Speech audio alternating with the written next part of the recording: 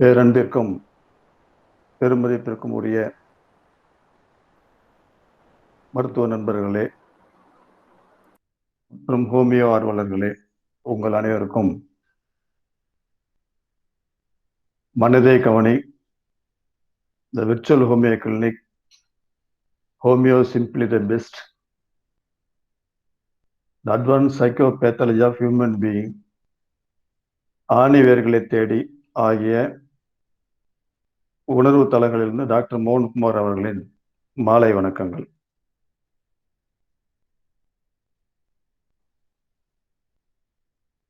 இன்றைய வகுப்பில் நாம் சைனசைட்டிஸ்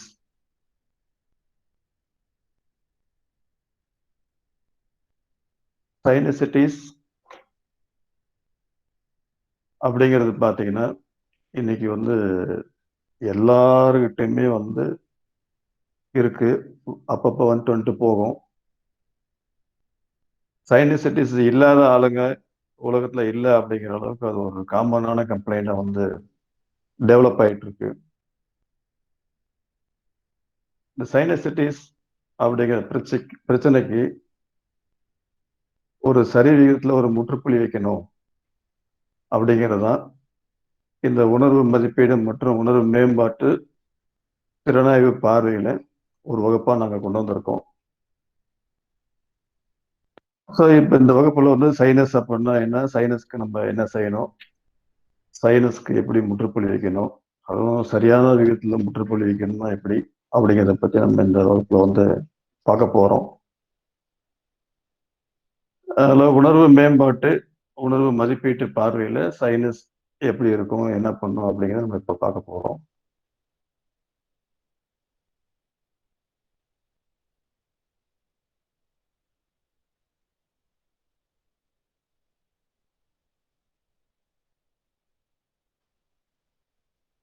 சைனசிட்டிஸ் ஒருத்தருக்கு வந்துருச்சு இருக்குது அப்படின்னா அதோடைய மேஜரான விஷயம் பார்த்தீங்கன்னா, சைனஸ் அப்படிங்கிறது ஒரு உச்சபட்சமான அவமானத்தினுடைய வெளிப்பாடு. வாழ்க்கையில நம்ம தோத்துட்டோம், நம்ம தோல்வி கூட வாழ்ந்துட்டு இருக்கோம், நம்ம தோல்விங்கிறது நம்ம கண்ணுக்கு முன்னாடி தெரியுது, நம்ம சறுக்கிக்கிட்டே போறோம், இந்த சறுக்கல் அப்படிங்கிறத நிறுத்த முடியல, நம்ம எல்லா முயற்சி பண்ணியும் இந்த கீழே போகிறங்கிற விஷயத்த தடுக்க முடியல அப்படிங்கிற சூழ்நிலை தான் பார்த்தீங்கன்னா சைனஸ்ங்கிறது ஒரு என்ட்ரி பாயிண்டா உள்ள வரும். இப்போ சைனஸ் அப்படின்னு ஒரு விஷயத்த நீங்க எடுத்துக்கிட்டீங்கன்னாவே அது ஒரு அவமானத்தினுடைய அவுட்லெட், கோர் ஆஃப் இன்சல்டேஷன் சொல்லி ஆங்கிலத்துல சொல்லுவாங்க. உச்சபட்ச அவமானம், அந்த அவமானத்தை நம்ம அனுபவிச்சுட்டு இருக்கோம், அந்த அவமானத்தை கூட நம்ம வாழ்ந்துட்டு இருக்கோம். அந்த அவமானம் ரொம்ப அவமானப்படுத்துது அப்படிங்கும் போதுதான் பார்த்தீங்கன்னா சைனசைட்டிஸ் அப்படிங்கிறது முன்ன வெளியில தெரிய ஆரம்பிக்கும். அப்ப வாழ்க்கை தோல்வியுடைய இன்னொரு அடையாளம் இதே சைனஸ் தான். நம்ம அவமானத்துல சந்திச்சுட்டு இருக்கோம், அவமானத்துல நம்ம வாழ்ந்துட்டு இருக்கோம், அவமானப்பட்டுட்டு இருக்கோம் அப்படிங்கிறதுக்கான இன்னொரு விஷயமும் இதே சேம் சைனஸ் தான். அப்ப சைனஸ் அப்படிங்கிறது நீங்க ரெண்டு கோணத்துல பார்க்க வேண்டிய சூழ்நிலை இருக்கு. ஒண்ணு உங்க வாழ்க்கை தோத்து போச்சு அப்படிங்கிறது ஒரு பாட்டு, இன்னொன்னு நீங்க அசிங்கப்படுத்தப்பட்டுட்டு இருக்கீங்க, அசிங்கப்படுறீங்க, நீங்க அவமானப்படுத்தப்படுறீங்க அப்படிங்கிறது இன்னொரு பாட்டு. இந்த ரெண்டு கோருமே பார்த்தீங்கன்னா இந்த சைனசைட்டிஸ்குள்ள இருக்கு. இந்த ஸ்லைடு பார்த்தீங்கன்னா நம்ம வேடிக்கையா போட்டிருக்கோம் இங்க. நான் சொல்றதை கேட்டுட்டு அடுத்த வேலையை பாருங்கன்னு போட்டிருக்கேன். நான் நம்ம உங்க சைனஸ் பேசுறேன்னு சொல்லி ஒரு இதை போட்டிருக்கேன். இது வேடிக்கையா போட்டிருந்தாலும் இது சொல்லக்கூடிய கருத்துக்கள்ங்கிறது பார்த்தீங்கன்னா என்டர்லி ஒரு டிஃப்ரெண்டான ஆஸ்பெக்ட் இது. அதுக்காக இந்த ஸ்லைட் நம்ம இப்போ இது பண்ணியிருக்கிறோம். அதனால சைனஸ் என்னதான் சொல்ல போகுது, சைனசைட்டிஸ் அப்படிங்கிறது என்ன, அது என்ன சொல்ல போகுதுங்கிறது பூரா நம்ம இந்த எமோஷனல் வேலிடேஷன்ல பார்க்க போறோம். அதில் நான் தான் உங்க சைனஸ் பேசுறேன் அப்படின்னு சொல்லி ஒரு ஸ்லைடு இங்கே நாங்கள் ஆர்கனைஸ் பண்ணியிருக்கோம்.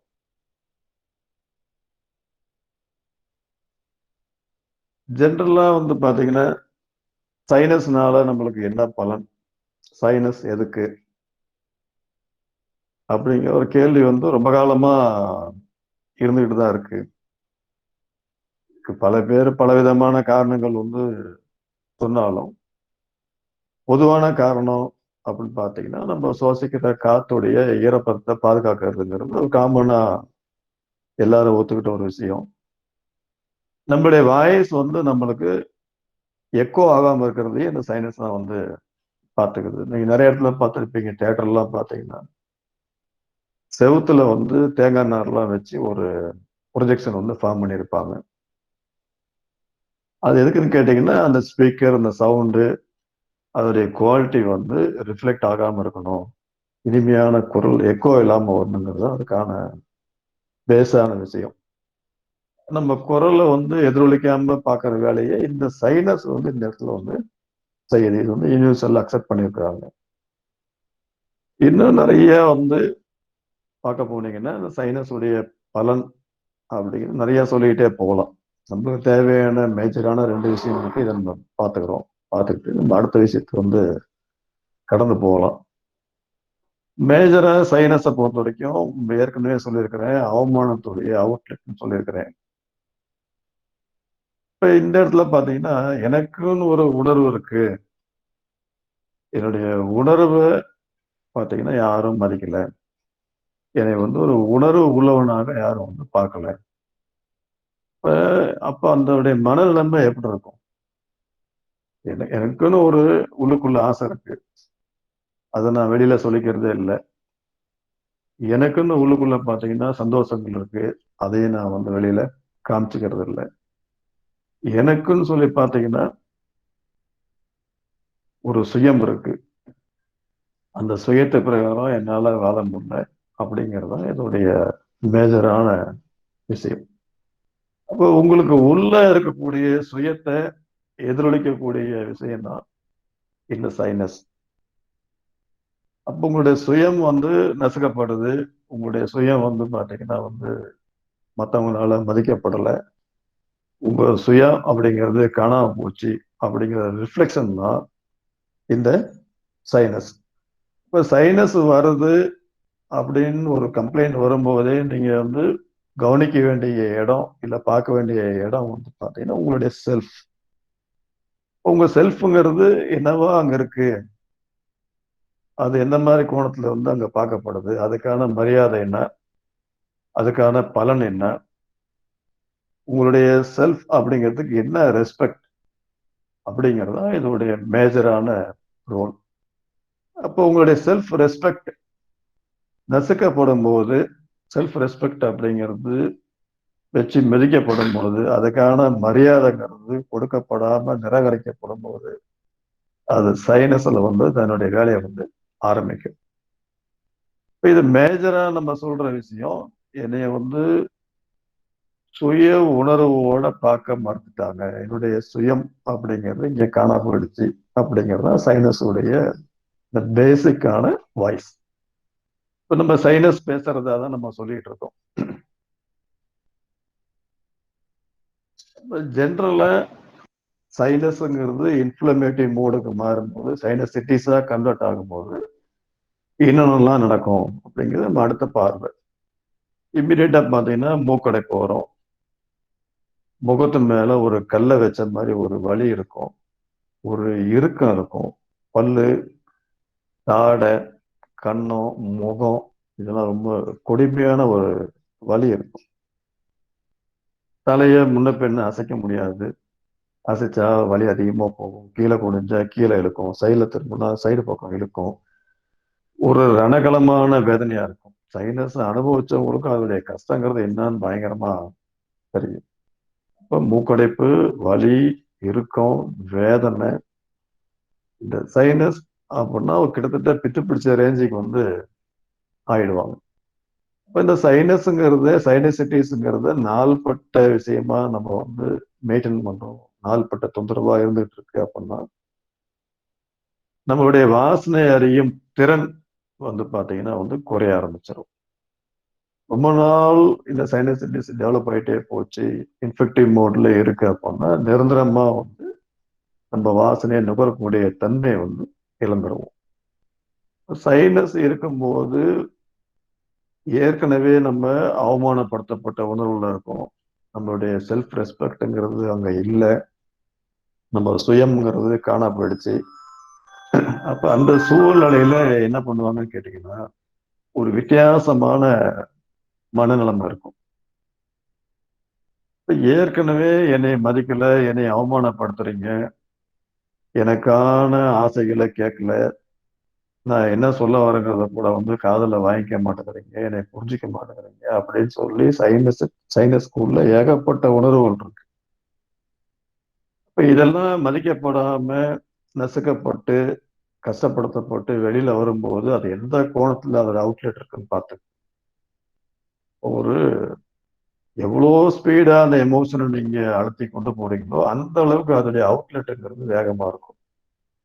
எவ்வளவு காலம் உணர்வுகள் வந்து நசுக்கப்பட்டிருக்கோ, வேதனைப்படுத்தப்பட்டிருக்கோ, அதே அளவுக்கு அதோடைய ரிஃப்ளெக்ஷன்ங்கிறது வந்து எதிர்கோணத்துல இருக்கும். இப்ப சைனஸ்ல வந்து ரொம்ப வீங்கி, முகம் அடைச்சிக்குது, மூச்சு விட முடியல, கொடூரமா சைனஸ் தாக்குது அப்படின்னா, உங்க செல்ஃப் வந்து கொடூரமா தாக்கப்பட்டிருக்குன்னு சொல்லி அதுக்கான அடையாளம். உங்க செல்ஃப் வந்து நசுக்கப்பட்டிருக்குது அப்படிங்கிறதுக்கான விளைவு தான் பார்த்தீங்கன்னா, இந்த சைனசைட்டிஸ் இந்த இடத்துல வந்து அதுக்கான வேலையை வந்து காமிக்குது. அப்ப எந்த அளவுக்கு அந்த உணர்வுகள் நசுக்கப்படுதோ, அந்த அளவுக்கு இந்த சைனஸ் பார்த்தீங்கன்னா வந்து எக்ஸ்பிரஸ் பண்ணும். எந்த அளவுக்கு அங்க சப்ரஷன் இருக்கோ, அந்த அளவுக்கு இந்த பக்கம் பார்த்தீங்கன்னா எக்ஸ்பிரஷனா வந்து காமிக்கும். ஓகே. இப்ப சைனஸ் உடைய கோர் லாங்குவேஜ் என்ன? அது சைனசைட்டிஸா கன்வெர்ட் ஆகும்போது என்ன பண்ண போகுது? அப்படிங்கிறது தான் அதோடைய விஷயம். சைனசைட்டிஸை பொறுத்த வரைக்கும் என்னை யாரும் புரிஞ்சிக்கவே இல்லை அப்படிங்கிறது அதோடைய முதல் லாங்குவேஜ். அது என்ன சொல்லும்? என்னை இங்க யாரும் புரிஞ்சிக்கவே இல்லைங்க, என் உணர்வுகளை வந்து கஷ்டப்படுத்திட்டீங்க, என் உணர்வுகளை வந்து நசுக்கிட்டீங்க, நான் என்ன சொல்ல வரேங்கிறத வந்து கேட்க மாட்டேங்கிறீங்க அப்படிங்கிறது தான் அவங்களுடைய முத விஷயம். அப்போ ஒருத்தர் சொல்றாரு, அந்த சொல்றத வந்து கேட்க முடியல, சொல்றத மற்றவங்க கேட்க மாட்டேங்கிறாங்க, அவர் சொல்றதுக்கு வந்து மரியாதை கொடுக்கல, அவரை வந்து என்ன இவனா சொல்றான் அப்படிங்கிற கோணத்துல நம்ம பார்க்கறோம் அப்படிங்கும்போது, அது அந்த நபருக்கு வந்து இந்த கோர் இன்சல்ட்டா இருக்கும். அப்ப ஒரு மனுஷனை நிராகரிக்கிறது அப்படிங்கிறது தான் அவன் வாழ்க்கையில மிகப்பெரிய வலி, மிகப்பெரிய வேதனைங்கிறது அவனை நிராகரிக்கிறது தான் வந்து இருக்கு. இப்ப இந்த சைனஸ் உடைய முத விஷயமே பார்த்தீங்கன்னா, அந்த நிராகரிப்பினுடைய அவுட்லெட் தான். இப்ப நிராகரிப்பு அப்படிங்கிறது எவ்வளோ ஒரு வலியையும் வேதனையும் கொடுக்கும். சொல்லி கேட்கல, ஒரு நாய் கூட நம்ம சொன்னதே கேட்கல, கூப்பிட்டா வரல அப்படின்னா நம்மளுக்கு என்ன பண்றது? பயங்கரமான வந்து கோவம் வந்துடுது, டென்ஷன் ஆயிரும். அப்போ ஒரு பெரிய மனுஷன் சொல்றதையே கேட்கல, அவனை ஒரு மனுஷனா கூட நம்ம வந்து மதிக்கவே இல்லை, இவெல்லாம் யாரு அப்படிங்கிற ரேஞ்சுக்கு நம்ம அவனை வச்சிருக்கிறோம் அப்படின்னா, அவனுக்கான எமோஷனுங்கிறது எந்த அளவுக்கு இருக்குங்கிறத நீங்க அண்டர்ஸ்டாண்ட் பண்ணிக்கணும். அப்ப என்னை புரிஞ்சுக்கல அப்படிங்கிறது அதோடைய முத வார்த்தை. அந்த அவமரியாதையின் அடையாளமா வெளிப்படுற முத வார்த்தை பார்த்தீங்கன்னா, என்னை வந்து புரிஞ்சுக்கலங்கிறது தான். அடுத்தது வந்து பார்த்தீங்கன்னா, நோ ஒன் அண்டர்ஸ்டாண்ட் மீ அப்படிங்கிறது ஒரு முதல் லாங்குவேஜ். என்னை இந்த இடத்துல யாருமே மதிக்கல அப்படிங்கிறது செகண்ட் லாங்குவேஜ். அப்ப நோபடி ரெஸ்பெக்ட்ஸ் மீ ஹியர். இப்ப நான் ஏற்கனவே நான் சொல்லி கேட்கல. ரைட்டு. இப்ப என்னைய வந்து ஒரு மனுஷனா கூட பார்த்தீங்கன்னா வந்து கன்சிடர் பண்ணல. அப்ப நான் சொல்றத கேட்கல, என்னைய மனுஷனா வந்து மதிக்கல அப்படிங்கும்போது, அவருடைய வேதனைங்கிறது எந்த அளவுக்கு இருக்குங்கிறத நீங்க புரிஞ்சுக்கணும். அப்ப இந்த அவமரியாதைப்படுத்தப்படுறது, நான் சொல்லி வந்து கேட்கல, நான் சொல்றத வந்து மதிக்கல, எனக்கான மரியாதைன்னு ஒன்று இருக்கு இல்லையா, அதை கூட எனக்கு கொடுக்கல அப்படிங்கும்போது அது எவ்வளோ ஒரு வலி உள்ள விஷயமா இருக்குங்கிறத நீங்க புரிஞ்சுக்கணும். ஏன்னா தவறா வழி நடத்தினாங்க. இந்த இடத்துல பாருங்க 2 வழி இருக்கு. ஒண்ணு பாதை, இன்னொன்னு பார்த்தீங்கன்னா பெயின். இது 2மே நீங்க கூர்ந்து கவனிக்கணும். நம்ம ஒருத்தருக்கு ஒரு ராங் கைடன்ஸ் குடுக்குறோம். உதாரணமா ஒருத்தர் ஆத்தூர் எப்படிப்பா போறதுன்னு கேட்கிறாரு. இப்ப நான் இருக்கிற இடத்துல சேலத்துல இருந்து நேர் கிழக்க ஈஸ்டர்ன் பக்கமா போனா ஆத்தூர் வந்துரும். ஆனா வெஸ்டர்ன் பக்கமா போப்பா ஆத்தூர் வந்துரும்ன்னு சொல்லி ஒருத்தர் நம்ம கைட் பண்றோம்னு வச்சுக்கோங்க. அவரும் நம்மள நம்பி போறாரு.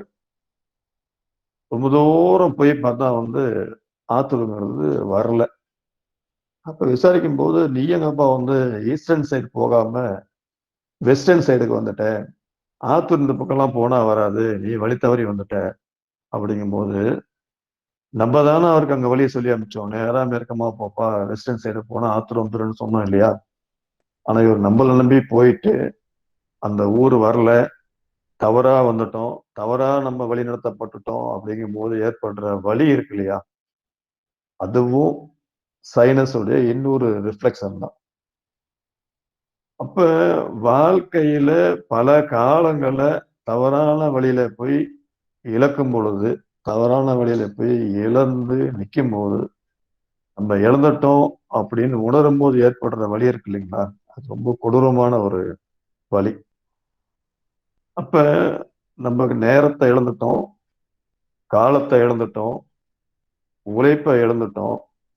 இவங்களெல்லாம் நம்பி, இவங்கலாம் நமக்கு நல்லது செய்வாங்கன்னு நெனச்சு நம்ம ஏமாந்துட்டோம் அப்படிங்கிற வலி ஒரு கொடூரமான வலி. அந்த வலியும் சைனசைட்டிஸ் உடைய இன்னொரு language. I am ill treated here. நான் அசிங்கப்படுத்தப்படுறேன், இல் ட்ரீட் படுத்தப்படுறேன். இல் ட்ரீட்னா கேவலப்படுத்தப்படுறேன். என்னை போட்டு எந்த கன்சிடரேஷனுமே பண்ணல.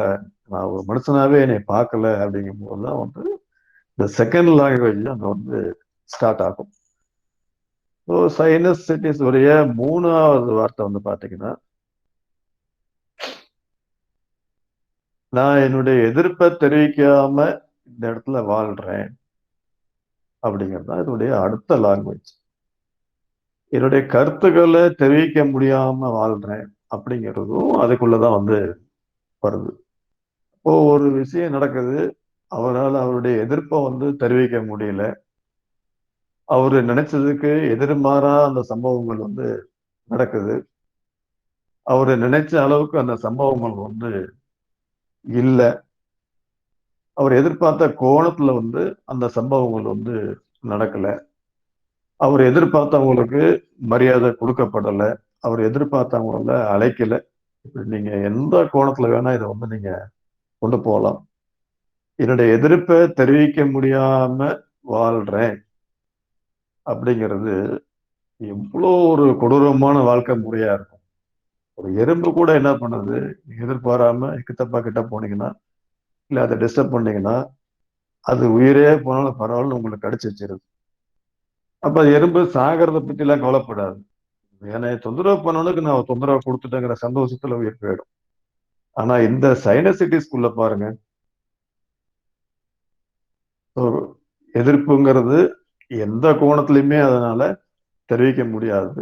ஒரு ஈல்டிங் டெண்டன்சில, ஒரு அசிங்கப்படுத்தப்பட்ட முறையில, அவமானப்படுத்தப்பட்ட முறையில, தன்னுடைய எதிர்ப்பை கூட சொல்ல முடியாம, எனக்கு இந்த கஷ்டம் இருக்குங்கிறத கூட வெளியில சொல்ல முடியாத வாழ்க்கைங்கிறது எந்த மாதிரி இருக்குங்கிறத நீங்க யோசனை பண்ணி பார்த்துக்கோங்க.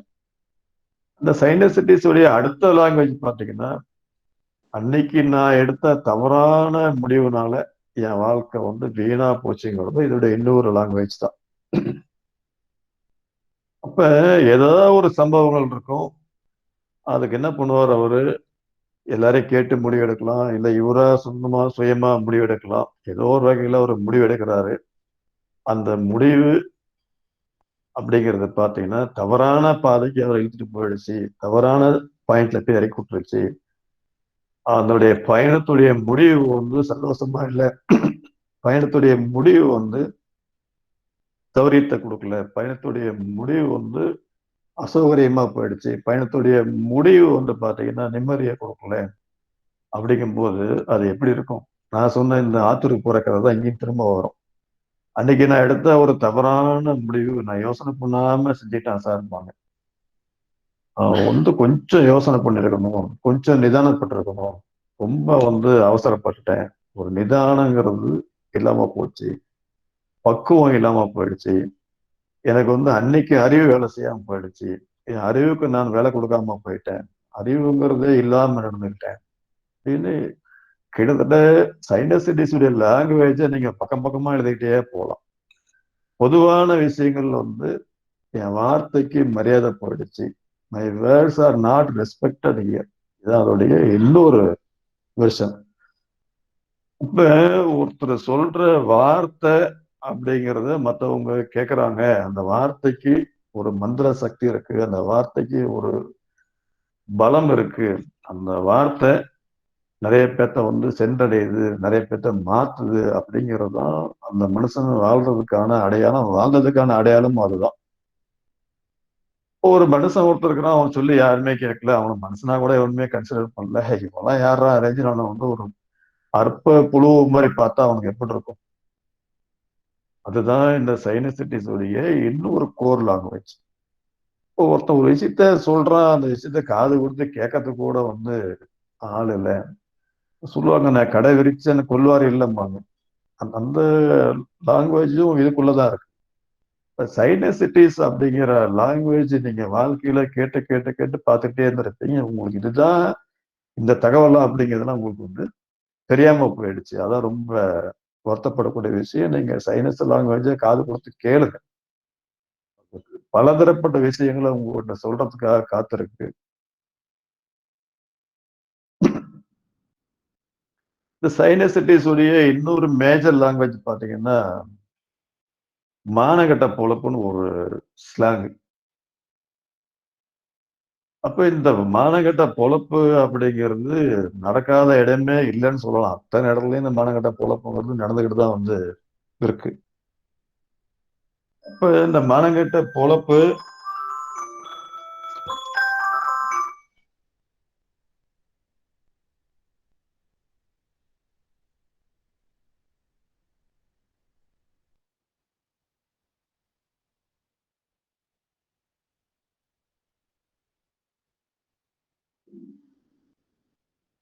கேளுங்க.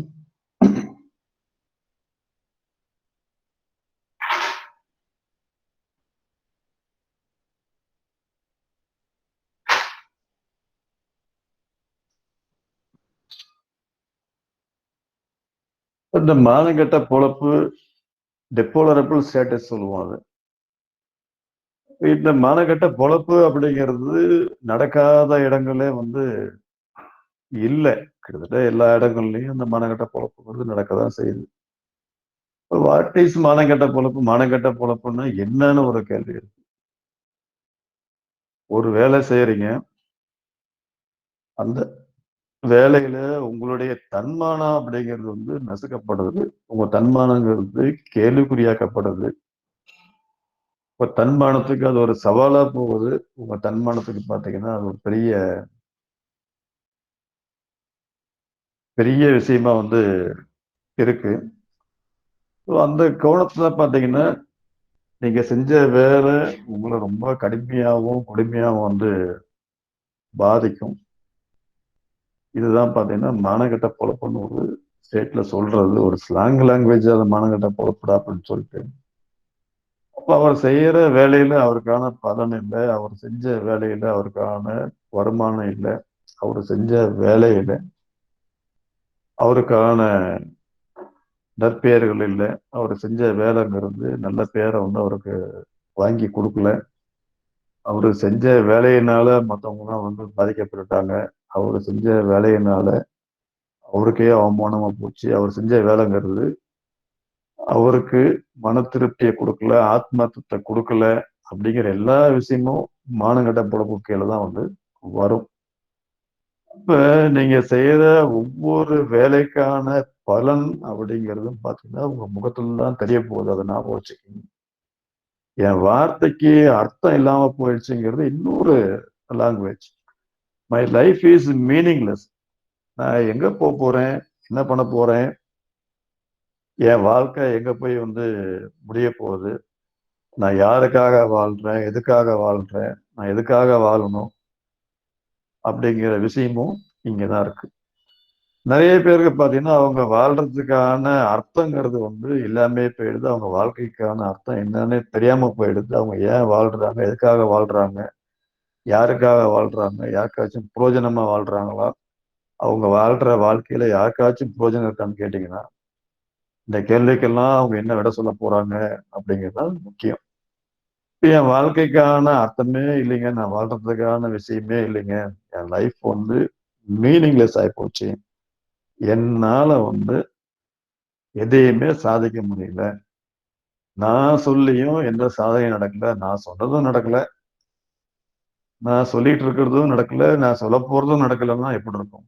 ஸோ இந்த விஷயம் 3 டென்ஸ்ல வந்து வந்து சேருது. அப்ப ஒருத்தருடைய லைஃப்ல வந்து பாத்தீங்கன்னா இந்த மானங்கெட்ட பொழப்பு என் வாழ்க்கைக்கு வந்து அர்த்தம் இல்லாம போயிடுச்சு, என் வார்த்தைங்கிறது பாத்தீங்கன்னா மீனிங்லெஸ் ஆகி போச்சு.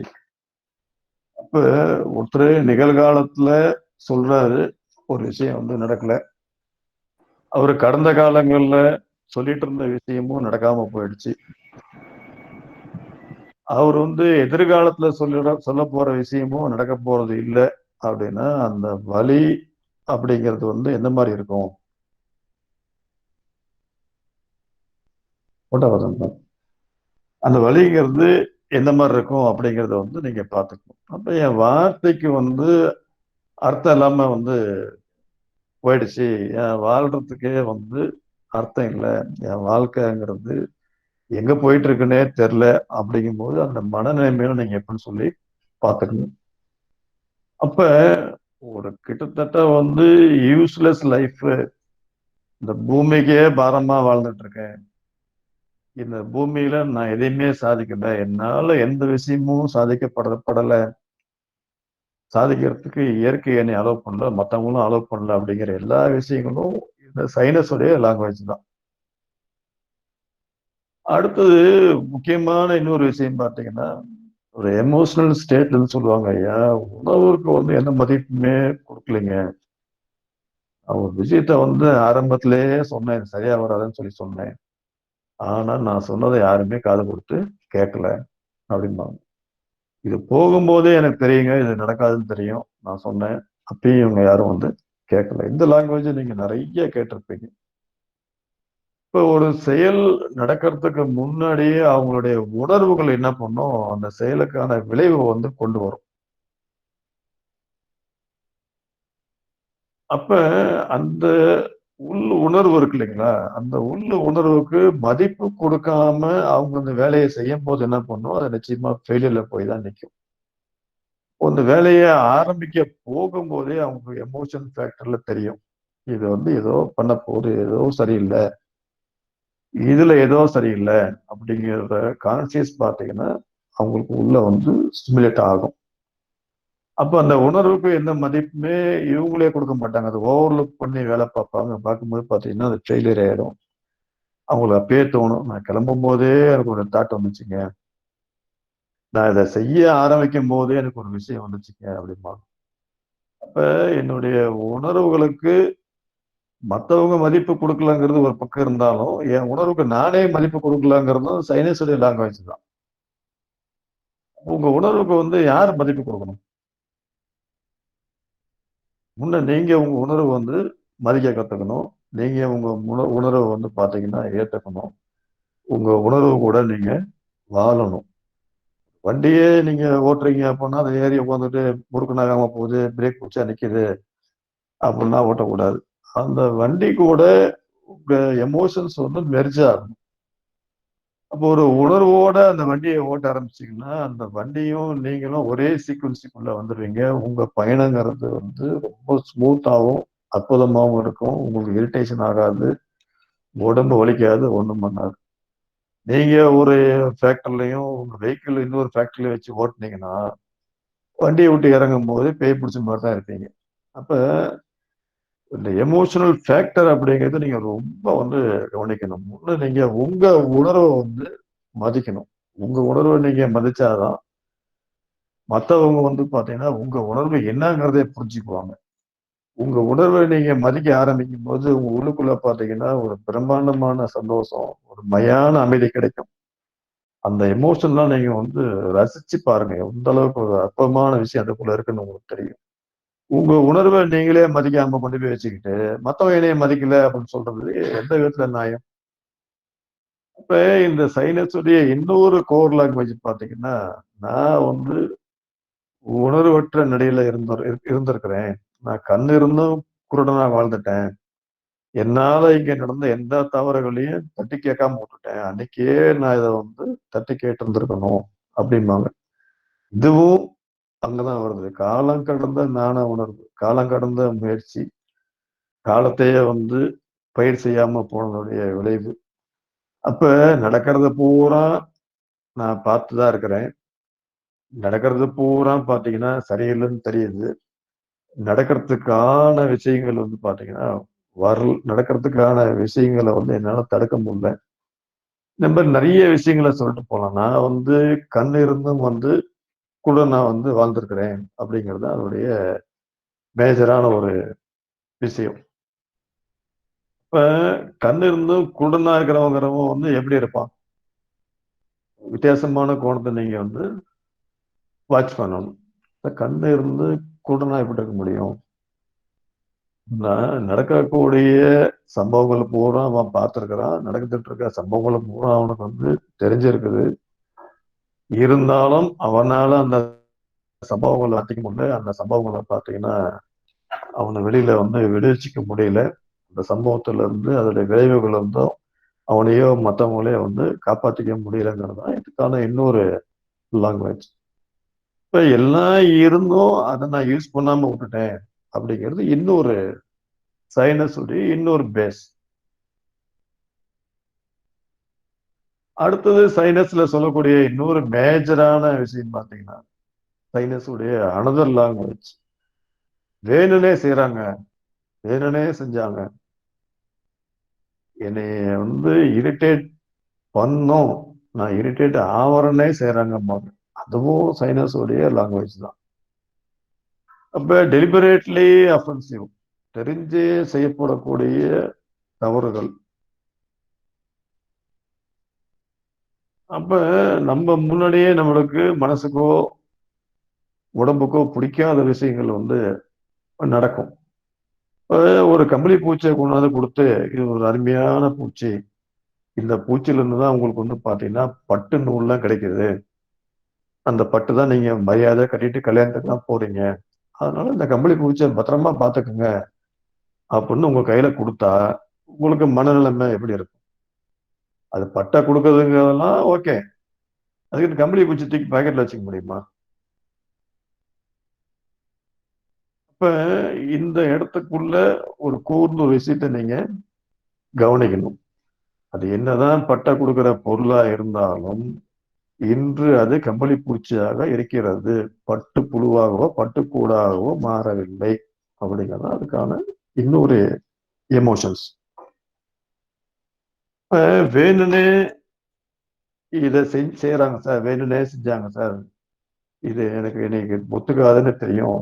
இத வந்து வேணும்னே பண்ணாங்க அப்படிம்பாங்க. அதுவும் இதோடைய ஒரு லாங்குவேஜ் தான். அப்போ ஒரு பொருள் இன்னொரு பொருளா மாறினா தான் அதுக்கான மரியாதை. அதுக்கு முன்னாடியே அந்த பொருளுக்கு அது கம்பளி பூச்சியா இருக்க வரைக்கும் அதுக்கான மரியாதைங்கிறது இல்ல. அருவருப்பு தான் வந்து அதுக்கு உண்டு.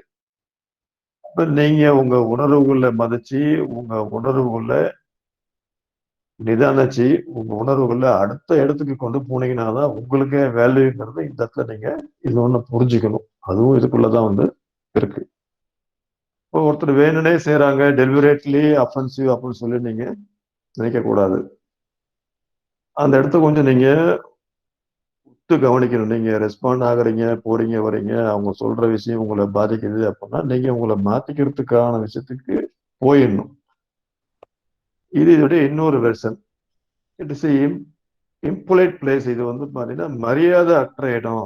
எனக்கான மரியாதை இங்க கொடுக்கல. நான் ஒரு டிகிரி படிச்சிருக்கிறேன், நான் ஒரு வேலிடு, என்னை இந்த இடத்துல பார்த்தீங்கன்னா வேலைக்காரி மாதிரி நடத்துறாங்கிறதும் சைனஸ் உடைய இன்னொரு லாங்குவேஜ் தான். அப்ப it is a place of faux பாஸ்ன்னு சொல்லுவோம். இது ஒரு அருமையான வார்த்தை. அது ஃபாக்ஸ் பாஸ்ன்னு சொல்லி பார்த்தீங்கன்னா ஒரு சொல்லுக்கு இலக்கு, செயலுக்கு இலக்கு, இந்த மாதிரி நிறைய அந்த ஃபாக்ஸ் பாஸ் மீனிங் வந்து நிறைய சொல்லிட்டு போகலாம். ஒரு பெரிய வார்த்தை, அந்த வார்த்தை கீழே நிறைய வார்த்தைகள் வந்து இருக்கு. அப்ப நான் செஞ்ச செயலுக்கு வேலிடேஷன் இல்லை, நான் செஞ்ச செயல் வந்து வீணா போச்சு, நான் வந்து விழலுக்கு எரித்த நீராக போச்சு என் வாழ்க்கை அப்படிங்கிறதும் இதுக்குள்ளதான் இருக்கு. நான் சொல்லி அந்த வார்த்தையை காப்பாற்ற முடியாம போயிடுச்சுங்க, நான் சொன்னேன் என்னால அதை செயல்படுத்த முடியாம போயிடுச்சு, நான் செஞ்ச செயல் வந்து பிரோஜனம் இல்லாம போயிடுச்சு அப்படிங்கிறதும் சைனசிட்டிஸுடைய இன்னொரு லாங்குவேஜ். மனசாட்சி இல்லாம செய்யத்தகாத வேலையெல்லாம் இவங்க செஞ்சிட்டு இருக்காங்க அப்படிங்கிறதும் இன்னொரு லாங்குவேஜ் தான்.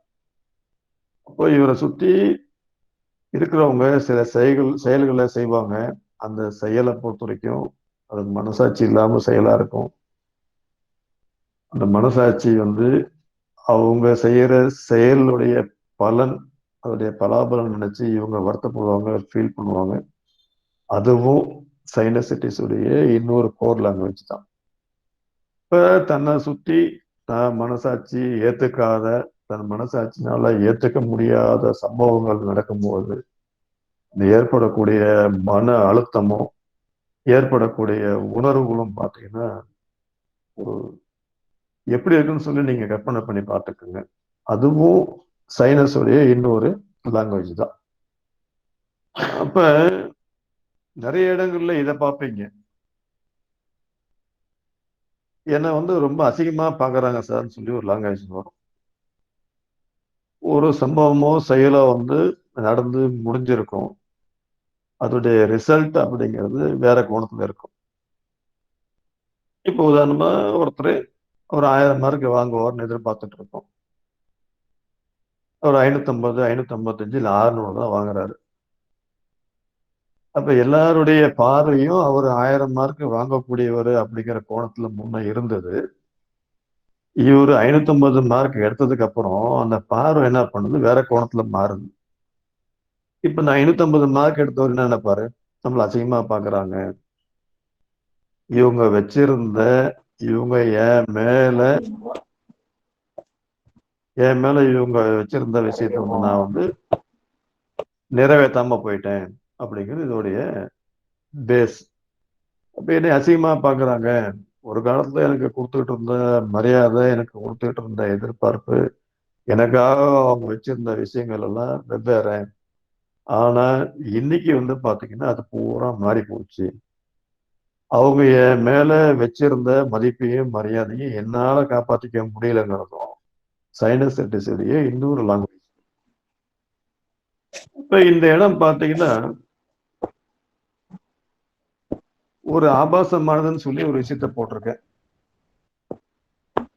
அப்சனிட்டி அப்படிங்கிறது ஒரு வேர்ட்ஸ். இதுக்கான வித்தியாசங்கிறது நீங்க வந்து கொஞ்சம் கூர்ந்து கவனிக்க வேண்டிய விஷயம். அது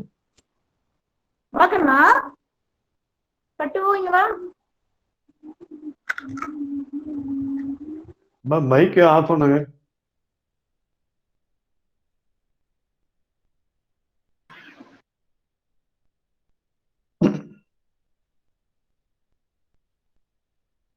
அந்த அப்சனிட்டி அப்படிங்கிற வார்த்தை வந்து நீங்க கொஞ்சம் கூர்ந்து கவனிக்கணும். இந்த இடம் வந்து ஆபாசமானதுன்னு சொல்லி ஒரு மீனிங் போட்டிருக்கேன்.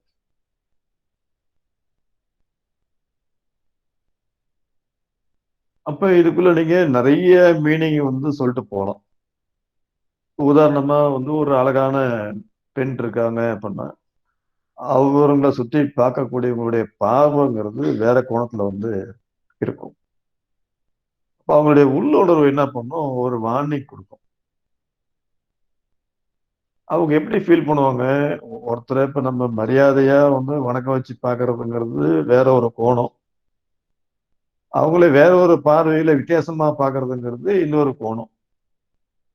இப்ப இவனுங்கெல்லாம் இல்ல இவங்கெல்லாம் இந்த மாதிரி கோணத்துல பாக்குற அளவுக்கு வந்து என் சூழ்நிலை மாறி போச்சுங்கிறதும் இங்கதான் இருக்கு. இப்ப என்னை அசிங்கமா பாக்குறாங்கிறதோட இன்னொரு வேஷம் தான் பாத்தீங்கன்னா ஆபாசமா பாக்குறதும். அடுத்தது என்னுடைய புனித தன்மைக்கு பாத்தீங்கன்னா மதிப்பு கொடுக்கல, ப்ரொஃபைனிட்டின்னு சொல்லி ஒரு வேடம் இதுக்குள்ளதான் வரும். அப்ப ஒவ்வொரு மனுஷனுக்குள்ளேயும் ஒரு உன்னதமான உணர்வுங்கிறது ஒண்ணு இருக்கும், உயர்ந்த குணங்கிறது ஒண்ணு இருக்கதான் செய்யும். நம்ம அதை புரிஞ்சுக்கும் போதுதான் அந்த உன்னதமான விஷயமும் உயரிய பண்பும் நம்மளுக்கு வந்து தெரியும். ஸோ நம்ம எல்லாருமே சில்லற அப்படிங்கிற பாதைக்கெல்லாம் போகக்கூடாது. அவங்களுக்குள்ளேயும் ஒரு முக்கியமான உயர்ந்த உணர்வுகள் இருக்கதான் செய்யுது. அந்த உயர்ந்த உணர்வுக்கான இடம் வரும்போது அதை அவங்க என்னன்னு காமிப்பாங்க. அந்த மென்டாலிட்டியுமே இந்த சைனசிட்டிஸ் உடைய லாங்குவேஜ் தான். அடுத்து இட்ஸ் அன்கல்ச்சர்டு பிளேஸ்பாங்க. ஒரு சமூக கட்டுப்பாடு இல்லாத இடம் பாருது. மக்கள்கிட்ட ஒரு சுய ஒழுக்கம் இல்லை, ஒரே சத்தமா போடுறானுங்க, ஒரு கியூல நிக்க மாட்டேங்கிறானுங்க, ஒழுங்கீனம், ஒழுக்க கட்டுப்பாடுங்கிறது இல்லை, ஒழுக்கம்னா என்னன்னே தெரியல, எப்படி இவங்கெல்லாம் வாழ போறானுங்க, அன்சிவிலைஸ்டா இருக்கிறானுங்க அப்படிங்கிறதுமே சைனஸ் உடைய இன்னொரு லாங்குவேஜ் தான். இப்ப பொது நிலையிலிருந்து விலகிடுவாங்க. He is deviant from balance. அதுவும் சைனஸ் உடைய ஒரு லாங்குவேஜ் தான். அப்ப இந்த பொது நிலையிலிருந்து விலகிறதுங்கிறதுக்குள்ளேயும் பாத்தீங்கன்னா நிறைய விஷயங்கள் நம்ம வந்து சொல்லிட்டே போயிட்டே இருக்கலாம். அதுக்குள்ளேயும் நிறைய விஷயங்கள் வந்து இருக்கு. இப்ப பேலன்ஸ்டு மென்டாலிட்டி, பேலன்ஸ்டா செயல்படாம ஒரு பக்கம் நிலைப்பாட்டு எடுக்கிறது, பொதுவா பார்க்காம ஒன் சைடுக்கு போறது, இந்த ஒன் சைடுக்கு நவுந்துட்டாங்க இவங்க, சென்டர்ல இருந்தவங்க ரைட்டுக்கோ லெப்டுக்கோ போயிட்டாங்களே அப்படிங்கிற தாட் ப்ரமோஷன் வரும்போதுமே சைனஸ் சிட்டிஸ் வந்து பாத்தீங்கன்னா டெவலப் ஆகும். சைனஸ் வந்து வரத்துக்கு முயற்சி பண்ணும். அப்ப நடுநிலையா ஒருத்தர் இருப்பாங்க, இவங்களை நம்பி நம்ம நிறைய விஷயங்களை சொல்லலாம் அப்படிங்கிற நிலைமை போய் இவங்க அந்த பக்கம் சாஞ்சிட்டாங்க, அவங்க பக்கம் சாஞ்சிட்டாங்க, நம்ம பக்கம் இவங்க வரல, நம்ம சொன்னது இவங்க கேட்காம போயிட்டாங்க, அவங்க சொல்றதுக்கு முக்கியத்துவம் தராங்களே அப்படிங்கிற விஷயமும் சைனசிட்டிஸ்குள்ளதான் வரக்கூடிய இன்னொரு விஷயங்கள்.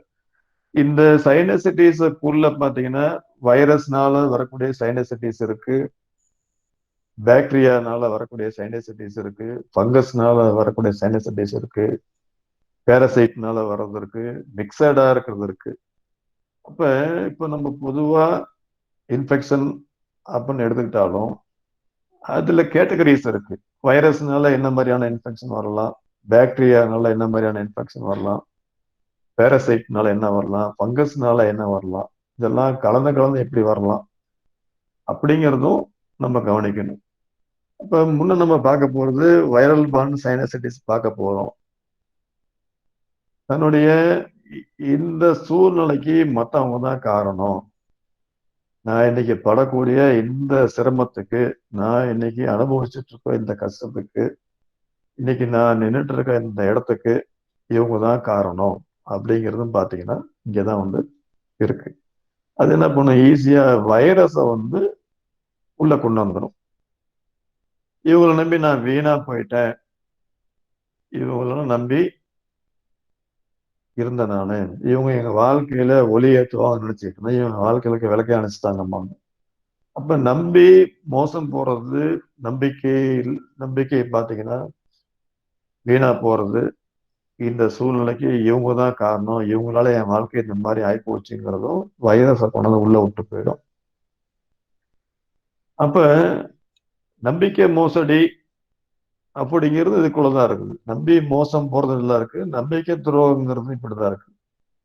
இப்ப நம்ம நம்பணும், இதுல மோசடி பண்ணிட்டாங்க, நம்பி காசை கொடுத்தோம், ஏமாத்திட்டான், சாப்பிட்டு போயிட்டான் அப்படிங்கிறது. இவன் நம்பி நான் இதை செஞ்சேன், இதோட விளைவு வந்து மோசமா போயிடுச்சு, வாழ்க்கையில என்னை முதுகுல கத்தில குத்திட்டான், நம்பிக்கை துரோகம் பண்ணிட்டான் அப்படிங்கிறதும் பாத்தீங்கன்னா இதுக்குள்ளதான் வந்து இருக்கு. இப்ப ஒரு வைரஸ் பார்ன் சைனசிட்டிஸ் வரணும் அப்படின்னா எனக்கு வந்த பிரச்சனைக்கு இவங்க தான் காரணம், இவங்கள நம்பி நான் வீணா போயிட்டேன், என்னை நம்பிக்கை மோசடி பண்ணிட்டாங்க, என்னை நம்பி ஏமாத்திட்டாங்க, நான் இவங்களை நம்பினா எனக்கு துரோகம் பண்ணிட்டாங்க அப்படிங்கிற விஷயங்கள் பூரா பார்த்தீங்கன்னா வைரல் பர்ன் சைனசைட்டிஸ் உங்களுக்குள்ள கொண்டு வந்துடும். அப்ப வைரல் பர்ன் சைனசைட்டிஸ் வருது அப்படின்னா என்னன்னு நீங்க யோசனை பண்ணிக்கணும்.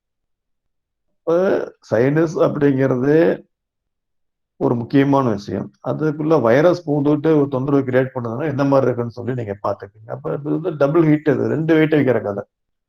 சைனசைட்டிஸே கம்ப்ளைண்ட், அதுல வேற வைரஸ் உட்காந்துச்சுன்னா ஓகே. அடுத்தது வைரல் பார்ன்ல முக்கியமா நம்ம சொல்றது நாசல் பாலிபஸ்.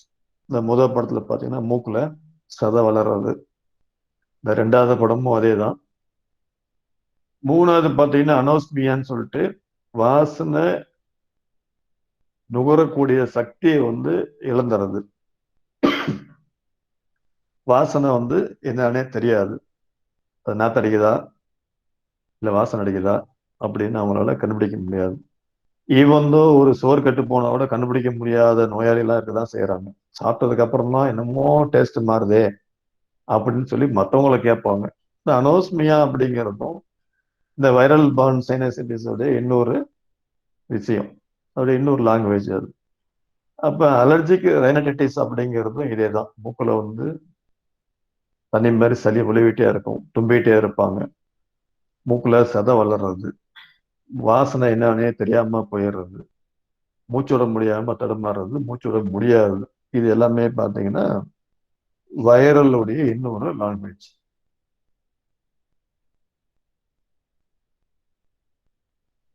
அடுத்து நம்ம பார்த்தீங்கன்னா பாக்டீரியானால வரக்கூடிய சைனசைட்டிஸை பார்க்குறோம். ஏற்கனவே வைரஸ் சொல்லியாச்சு, இது பாக்டீரியானால வரக்கூடிய சைனசைட்டிஸ். பாக்டீரியல் சைனஸ் அப்படின்னாவே போலியான வாழ்க்கை அப்படின்னு நம்ம அண்டர்ஸ்டாண்ட் பண்ணிக்கணும். வெளியில சொல்லாம எல்லாத்தையுமே மறைச்சு வச்சுக்கிறது. அப்போ ஒரு உண்மையான நிலவரத்தை வெளியில சொல்றதுக்கு முடியாம, உண்மைய வெளியில காமிச்சிக்காம, உண்மைய வெளியில சொல்றதுக்கு தைரியம் இல்லாம, உண்மையா நடந்துக்கிறதுக்கு வலு இல்லாம, உண்மையை நேசிக்கிறதுக்கு முடியாம போறக்கூடிய எல்லா விஷயங்களும் பாக்டீரியல் சைனசைட்டிஸ் உடைய ரூட் காஸ். இப்போ வாழ்க்கையே ரகசியமா இருக்கும். த சீக்ரெசி இன் லைஃப். இப்ப தன்னை பத்தி ஒரு விஷயத்த வெளியில சொல்லணும், பகிர்ந்துக்கணும், நான் இப்படிதாங்க, என்கிட்ட இல்லைங்க, என்னால முடியாதுங்கிறது வேற விஷயம். அது உண்மை. அதை என்னைக்குமே நம்ம நினைவுல வச்சிருக்கணுங்கிற அவசியம் இல்லை. ஆனா பாக்டீரியல் சைனசைட்டிஸை பொறுத்த வரைக்கும் உண்மைங்கிறது வெளியில வரவே வராது. போலியான வெளிவேசம் வச்சிருப்பாங்க, ஃபேக் எக்ஸ்டெர்மினேட்டர்னு சொல்லுவோம். தன்னை ஏமாத்திட்டு வாழ்றது, செல்ஃப் டிசீவிங் லைஃப். அதோடைய உணர்வுகளை அவங்களால வெளியில கொண்டு வர முடியாது. ஏன்னா பேசிக்காவே இவங்க நடிக்கிறாங்க அப்படிங்கும்போது உண்மையான விஷயம் எப்படி வெளியில வரும்? The feelings that cannot be expressed, இதுவுமே பாக்டீரியல் சைனசைட்டிஸ் உடைய இன்னொரு லாங்குவேஜ் தான். இப்போ போலியான வாழ்க்கை, பகட்டான வாழ்க்கை, போலியான வெளிவேஷம். ஒரு பட்டிக்காட்டுல ஒரு பழமொழி சொல்லுவாங்க, ஏதோ ஒன்று இருக்கும், அது வெளியில பழப்பழம் இருக்கும், உள்ள போட்டு பார்த்தா அத்தி பழம் நினைக்கிறேன், உள்ள பூரா சொத்தையா இருக்குன்னு சொல்லி ஒரு பழமொழி ஒன்று இருக்கு. எனக்கு சரியா ஞாபகத்துக்கு வரல அது. இப்ப தன்னை ஏமாத்திட்டு வாழ்றது, அடுத்தவங்களுக்காக தன்னை ப்ரொஜெக்ட் பண்ணி வேற கோணத்தை கொண்டு காமிக்கிறது, அடுத்தவங்களுக்காக வேற முகத்தை மாஸ்க மாட்டிக்கிறது, தன்னுடைய இயல்பான முகத்தை காமிச்சிக்காம வாழ்றது, இதுவும் பாக்டீரியா இன்வெர்ட் பண்ணி கொண்டு வந்துடும். வெளிப்படுத்த முடியாத விஷயங்களும் கொண்டு வந்துடும்.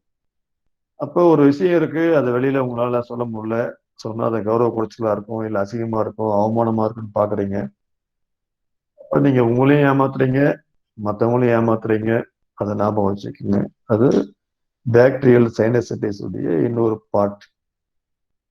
அடுத்து நம்ம பார்க்க போறது பாத்தீங்கன்னா ஃபங்கலுடைய சைனசைட்டிஸ். ஃபங்கஸ்னால வரக்கூடிய சைனசைட்டிஸ் இது.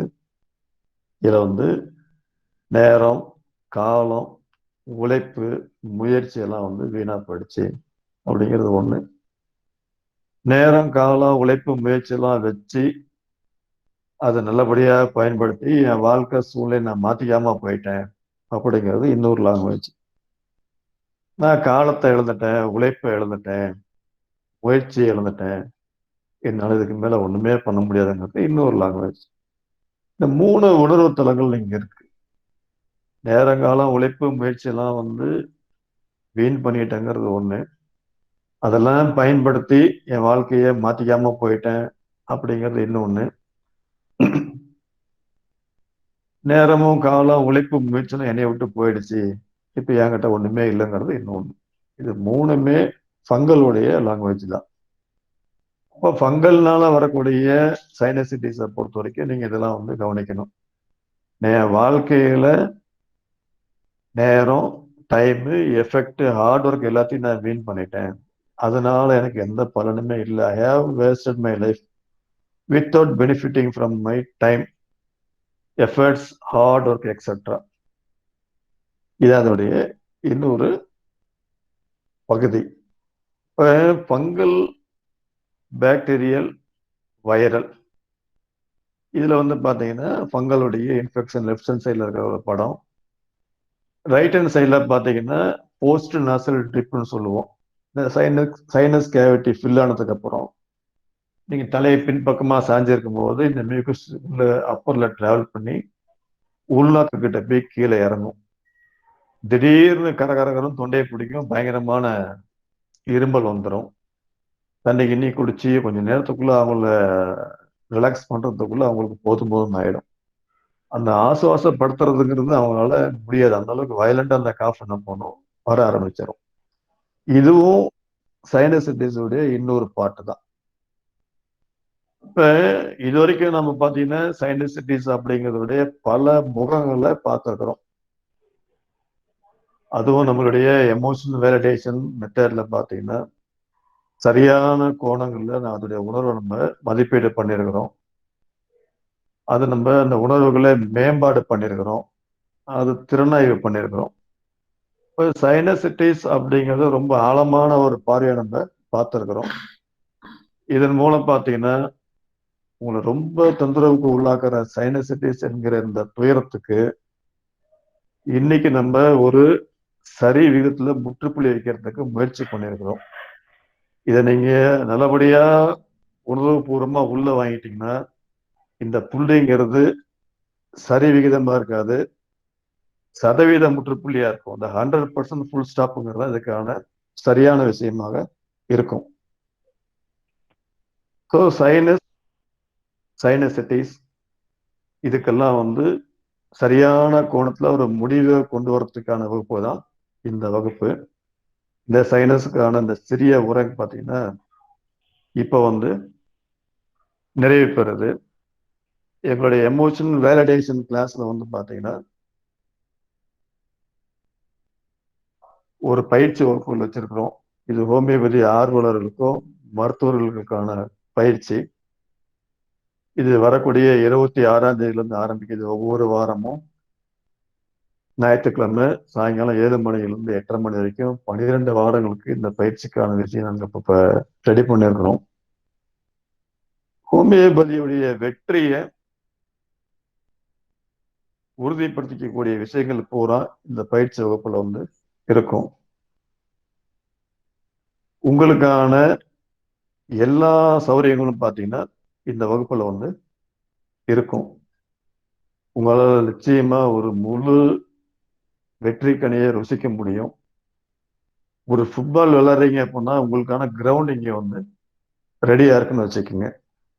இது வரைக்கும் கிச்சன்லயோ ஹால்லயோ கிரிக்கெட் ஃபுட்பால் விளையாட்டு இந்த விஷயம் எல்லாம் போயிட்டு இப்போ பார்த்தீங்கன்னா அதுக்கான முழு தளத்தை ஏற்பாடு பண்ணியிருக்கிறோம்.